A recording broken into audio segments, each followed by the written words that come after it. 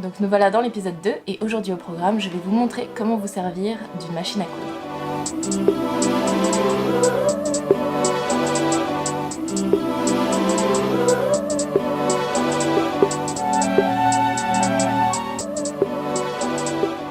Donc les machines à coudre familiales comme ça, pour commencer, c'est vraiment parfait. Vous avez juste à en trouver une pas chère sur le bon coin. J'aimerais bien vous conseiller sur une marque spéciale, mais en fait, je crois qu'on s'en fiche. Vous voyez, celle-là, c'est une Janome. Tout mon entourage disait oui, Singer, c'est les meilleures machines, etc. Et finalement, vous voyez, j'ai eu celle-là quand ma Singer m'a lâché, et celle-là ne m'a pas lâché depuis. Donc je crois que vraiment ça a vraiment pas d'importance. Trouvez-vous juste une machine en état de marche, adaptée à vos besoins et à votre porte-monnaie, et à mon avis tout ira bien. Pour commencer, on va voir comment enfiler une machine à coudre et comment mettre les fils au bon endroit. Il y a deux fils à enfiler, le fil du bas et le fil du haut. Dans un premier temps, on va voir ce qui se passe en bas. Quand vous ouvrez la partie du bas, vous allez trouver dans le boîtier ce qu'on appelle la canette et la bobine qui est en plastique et standard à toutes les machines familiales. Donc on va remplir la bobine avec notre fil, mais avant ça, vérifiez bien qu'aucun fil ne soit enfilé dans l'aiguille, parce qu'en fait s'il n'y a pas de canette en dessous, le fil s'enroule et se coince autour de ce petit truc là, et ça devient très vite une catastrophe.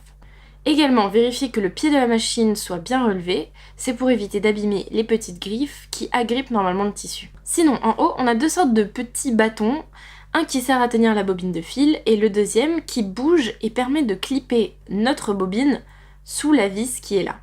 Ensuite, on prend le fil et on vient le faire passer derrière cette petite vis. Normalement, sur votre machine, il va y avoir des petits schémas un peu partout pour vous expliquer comment passer le fil. La mienne est assez simple à ce niveau-là, mais je sais que les Singer sont un peu plus complexes. Vous avez un tour à faire à ce niveau-là.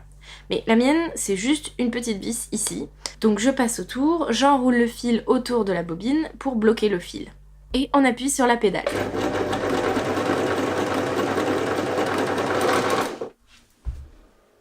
Là, je l'ai pas beaucoup rempli parce que j'en aurais pas besoin et du coup, je voulais éviter de gâcher du fil.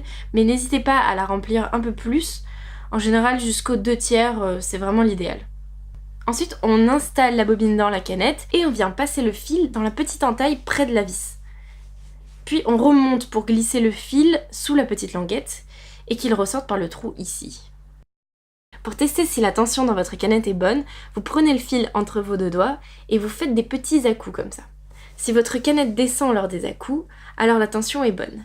Si jamais vous avez beau donner des petits à-coups mais votre canette ne descend pas, alors dans ce cas-là, c'est que la tension est trop serrée et que vous allez devoir prendre une petite clé ou une tête d'épingle pour desserrer la vis.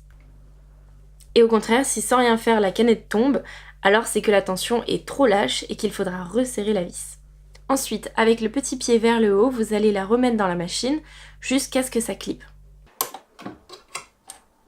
Bon, pour l'instant, vous laissez comme ça, on verra plus tard. Et on va passer au fil du haut.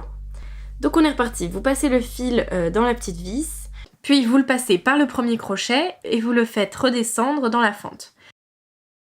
Ensuite, on le remonte. Alors là, faut une fois de plus le passer dans un crochet, sauf que celui-là, il n'est pas tout le temps relevé. Ça va vraiment dépendre de l'aiguille en fait. Donc activez manuellement l'aiguille jusqu'à ce que le crochet apparaisse et vous passez bien le fil dans la fente de ce crochet. Puis on redescend jusqu'à l'aiguille, on passe dans les différents crochets et on enfile l'aiguille. Voilà, le fil du haut est en place. Maintenant, il vous reste qu'à faire sortir le fil du bas. Pour ça, activez encore une fois manuellement l'aiguille, faites ça à peu près sur un tour, et à un moment, ça va créer comme une petite boucle avec le fil du haut. Donc là, il faut tirer légèrement sur ce fil, jusqu'à ce que la boucle passe au-dessus. Et là, c'est à vous de récupérer cette boucle-là. Une fois que vous avez tout tiré et que vous avez les deux fils en haut, vous pouvez refermer le boîtier de la machine. Maintenant qu'on a la machine enfilée, on va régler la tension du fil du haut. La tension du fil du haut se fait avec une petite molette qui se trouve soit en haut, par exemple les Singer ont une petite molette ici, soit ici, comme pour la mienne. Elle varie entre 0 et 9 et la tension moyenne est à 4. Elle variera selon l'épaisseur du tissu. Pour les tissus fins comme un voilage par exemple, on va régler la tension à un chiffre élevé, c'est-à-dire entre 8 et 9. Et pour les tissus épais ou volumineux, qui auraient beaucoup d'épaisseur à traverser par exemple, il faut plutôt viser une tension basse, à savoir entre 0 et 2. Donc voilà, il n'y a pas vraiment de mesure fixe pour la tension, fais juste en sorte de l'ajuster à tes projets. Ce que je te conseille, c'est vraiment de faire des tests en fait sur les chutes de tissu de ton projet en question jusqu'à ce que tu trouves la tension qui fait vraiment les meilleurs points quoi. Même si finalement je crois que il y a bien 90% de tous mes projets qui sont faits entre 4 et 5. Alors, pour ce qui est de la largeur de point, donc il est contrôlé par une petite molette qui va de 0 à 4. Moi le 0 sur ma machine signifie autre chose, du coup pour la mienne ça va de 1 à 4 mais c'est à peu près la même chose, 0 étant le plus serré et 4 celui avec les points les plus grands. La plupart du temps je vais coudre avec un 2 ou un 3. Alors si tu as l'intention de coudre avec des points à 1, je te conseille surtout de ne pas rater parce que découdre ça c'est juste un calvaire. Je me rappelle pas avoir décousu ces points sans avoir abîmé le tissu. Mais du coup à l'inverse, le point numéro 4 se trouve être très facile à découdre et du coup on l'utilise pour les toiles qui sont en fait des brouillons de vos vêtements et qui vont être des genres de prototypes en fait pour vérifier si tout va bien et si votre patronage a été bien réalisé. Et comme à la fin si tout va bien justement on les découpe pour faire des patronages, c'est plus facile si vous perdez pas 1000 ans à les découdre, donc je vous conseille le point numéro 4 pour vos toiles. Donc là je vous ai montré la longueur des points sur un point qu'on appelle le point droit, c'est le point de base le plus utilisé en couture. Le point droit se règle un peu différemment selon les machines à coudre. Moi il se note par une lettre, mais la plupart du temps il va se signifier par ce symbole là. En fait ce petit symbole là signifie où se trouve l'aiguille par rapport au pied. Et donc vous pouvez également régler si vous voulez que l'aiguille coud au milieu ou coud plus vers le bord, ce qui vous permettrait de faire des coutures vraiment beaucoup plus proches du bord ou coudre des zips par exemple grâce au pied zip. Donc voilà, c'est des coutures droites mais vous pouvez changer l'aiguille de place par rapport au pied. Mais je pense que la plupart du temps vous utiliserez simplement l'aiguille au milieu, donc réglez bien avec ce symbole là. Pour toujours coudre vraiment bien à 1 cm de votre bord, vous pouvez utiliser soit les repères que vous avez sur la plaque en métal qui en général sont à 1 cm, 1 cm et demi et 2, mais personnellement moi j'utilise souvent un scotch de couleur que je vais venir scotcher là où j'en ai besoin. Le deuxième point que je vais vous montrer est également un point beaucoup utilisé en couture, c'est le point zigzag. Il est principalement utilisé pour surfiler les bords, pour coudre les matières élastiques, coudre des appliqués ou faire des coutures décoratives.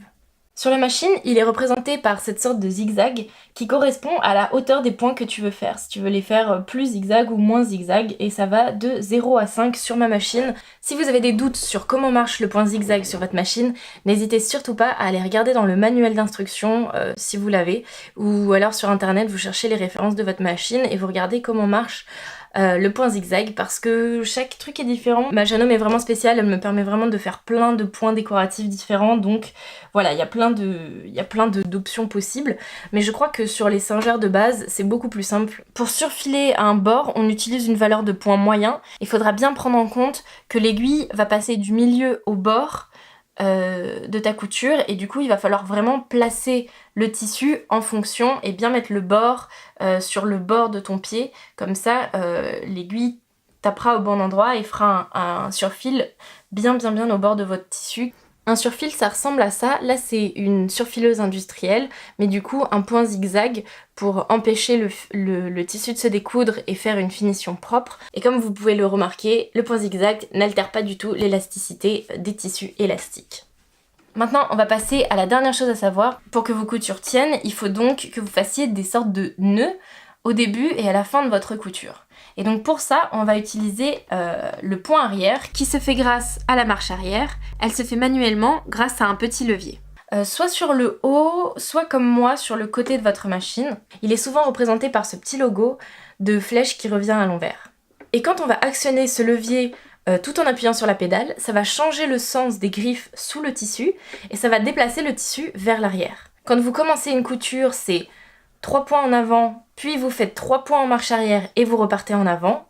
Et à la fin de la couture, vous arrivez au bout de votre couture, vous faites 3 points en arrière, puis 3 points en avant. Et normalement, votre couture tiendra des deux côtés.